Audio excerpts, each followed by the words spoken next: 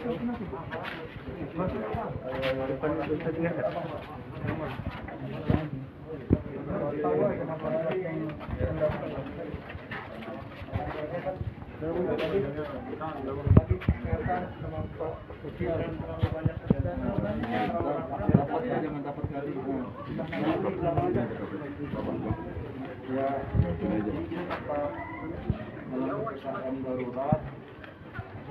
masuk sama pengisolasian terhadap lingkungan yang merah di Kota Medan ini harus tetap dilaksanakan. Hari ini kami informasikan ada 5 lingkungan di Kota Medan yang statusnya merah, di atas 5 rumah. Salah satunya adalah di lingkungan 15 di Kelurahan Mangga di Kecamatan Tuntungan. Nah, ini kita lakukan pengecekan bagaimana cara berjalannya. Jangan lupa tetap tadi kita tanyakan 3T-nya dulu, karena setelah kita lakukan pengisolasi ini harus kita bisa tracing minimal 15 kontak erat.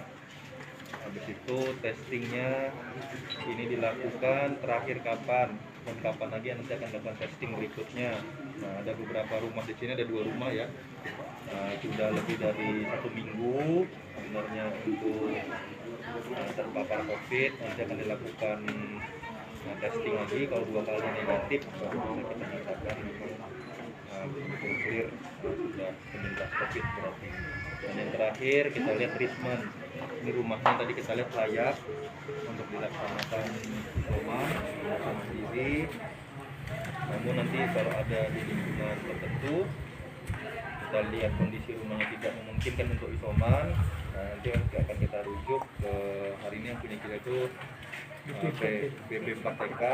Dan nanti mudah-mudahan dalam waktu dekat ini bisa kita buka hotel coaching kita menjadi tempat isolasi, bukan rumah sakit darurat, tapi itu hanya tempat isolasi. Kita ajak masyarakat kita, fasilitasnya itu fasilitas hotel bintang 4, bisa olahraga, ada lapangan tenisnya, ada kolam renangnya, tapi jangan berenang pula ya.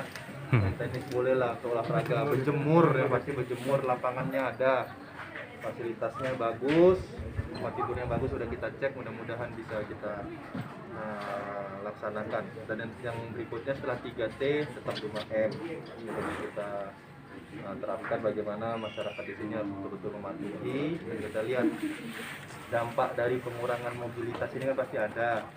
Tadi ini juga kita tanyakan masyarakat, saya sudah minta kepada camat sampai dengan tingkat paling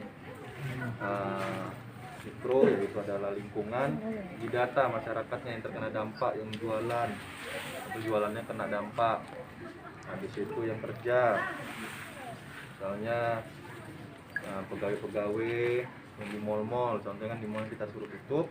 Nah, ini pegawai-pegawainya harus bisa kita berikan bantuan.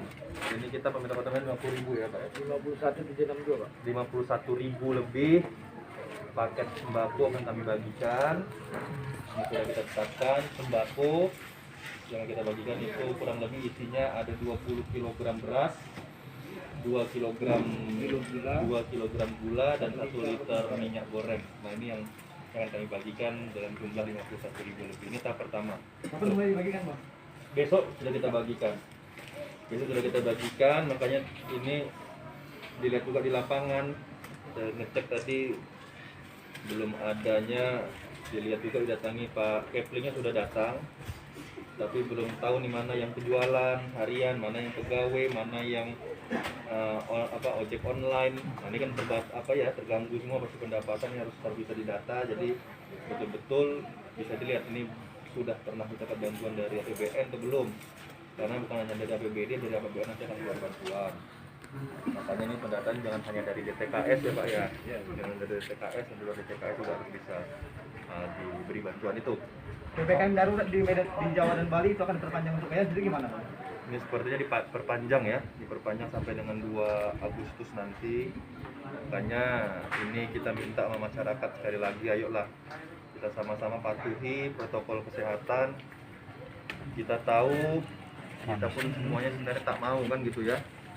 Kita juga nggak mau Kota Medan terus-terusan seperti ini. Kami butuh bantuan masyarakat Kota Medan karena kalau hanya kami yang menerapkan protokol kesehatan, ini nggak bakal bisa selesai COVID di Kota Medan, bahkan meningkat. Dan kami kasih tahu juga, hari ini kami informasikan COVID ini semakin hari ini juga semakin meningkat. Namanya juga PPKM darurat, tentunya kondisi hari ini darurat untuk penyebaran COVID. Jadi jangan dianggap sepele. Yang kami lakukan hari ini hanya untuk memutus mata rantai. Efek-efek sampingnya masih akan kami pikirkan. Ini belum seminggu kita ditetapkan sebagai PPKM darurat. Bantuan-bantuan ini kita minta push juga terus, contoh salah satunya. Mudah-mudahan minggu ini bisa keluar.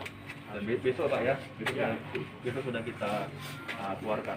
Kalau di lingkungan sendiri ada nggak Pak Bobi bantuan secara pribadi berupa atau apa gitu sama uang sakunya untuk yang di lingkungan sendiri ada nggak? Ya tentunya kalau yang kita datangi ini kita berikan secara pribadi ya, sebenarnya pribadi ya. Cuman ya kalau satu Kota Medan ini ya pakai APBD sudah ada anggarannya, kalau pakai pribadi ada yang saya kasih. Mungkin Pak Kadis mau dia mau ngasih juga silahkan gitu ya. Jangan berkunjung aja usah gitu Bang kan. Jangan lihat aja tak ada dikasih kan gitu. Itu. Kita ditetapkan perpanjangan PPKM darurat itu adalah instruksi dari pemerintah pusat yang ditindaklanjuti oleh instruksi gubernur, dan kami membuat surat edaran. Itulah tahapannya, dan hari ini beberapa indikator kemungkinan Medan masih masuk dari PPKM darurat. Memang tadi ada beberapa yang bisa pindah dari PPKM darurat menjadi PPKM pengetatan.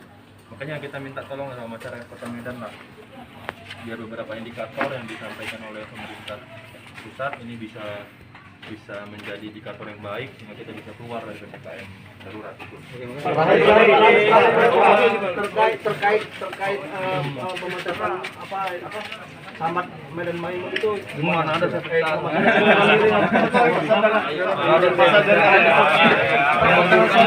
mengundurkan diri dari hasil pemeriksaan. Mohon jalan.